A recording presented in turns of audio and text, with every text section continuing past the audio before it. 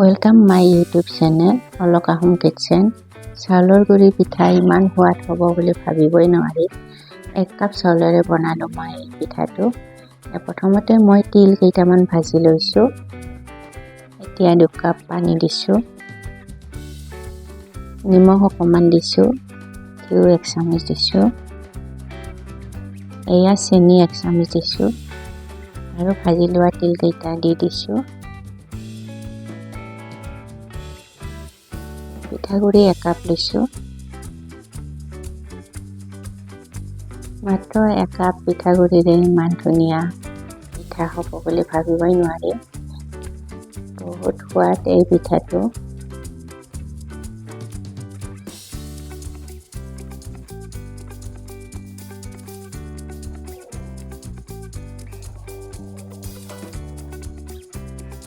পাঁচ মিনিট ঠাণ্ডা হ'বলৈ দিম।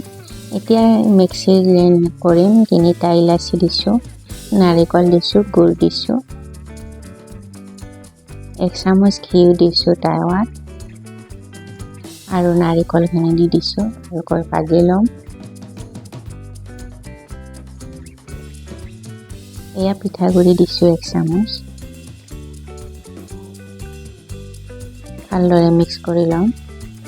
এয়া পাউডাৰ গাখীৰৰ সৰু পেকেট এটা দি দিছো, 10 টকীয়া পেকেট। একদম কম খৰচত বনাইছো। খাবলৈ কিন্তু বহুত টেষ্ট হ'ব এই পিঠাটো। এতিয়া মই পিঠাগুড়িখিনি ভালকৈ মুঠি লম।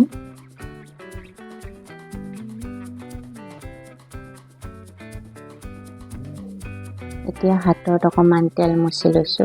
বেলনাটো অকমান তেল মুছি লৈছো। লাগি যাব নহ'লে। এয়া এখন বেলি লৈছো। খুব ইজি বনাব, বহুত সোনকালে ৰেডি হৈ যায়। ঠিক এইদৰে বনাম।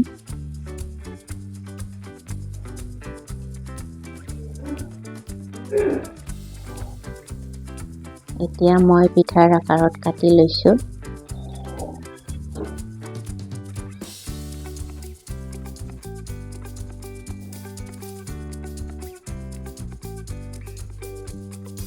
ঠিক এইদৰে বনাই যাম।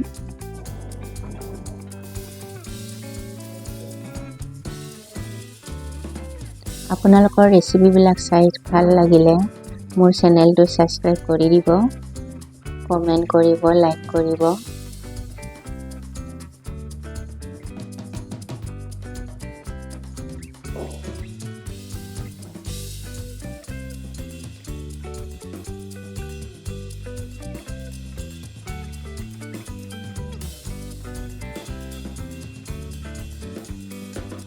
মাত্ৰ 1 কাপ চাউলৰ গুৰিৰে ইমানবোৰ পিঠা।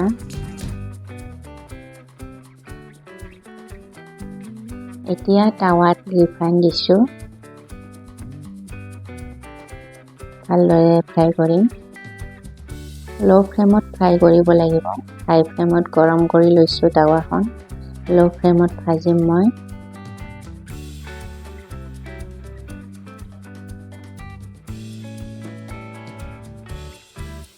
এমাহলৈ ৰাখিব পাৰিব এই পিঠাটো, বেয়া হৈ নাযায়। বহুত দিনলৈ ভালে থাকে। সৰহকৈ বনাই ভৰাই থব পাৰে টেমা।